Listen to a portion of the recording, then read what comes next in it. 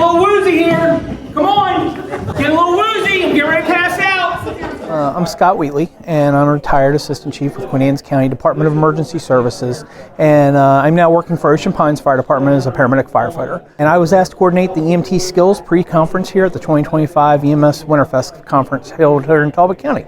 The goal is that anybody that comes in and does the pre-conference, so we have a night session on the Thursday night before, and then the Friday we have a 12-hour skills class, which is 8 hours long, adding to the 4 hours. That gives them the 12 hours of skills that they need, and if they go to the conference all weekend, they get their entire EMT refresher plus some extra education, which we all need from time to time. So it's a benefit, it's a win-win. We feed them while they're here, we give them snacks, and we rotate them. We try to make it as real as possible. So not only do we review the EMT skills per the National Registry and Maryland protocol and enforcing the Maryland protocol, but we add realistic scenarios so they get to go through and treat just like they're on a real incident.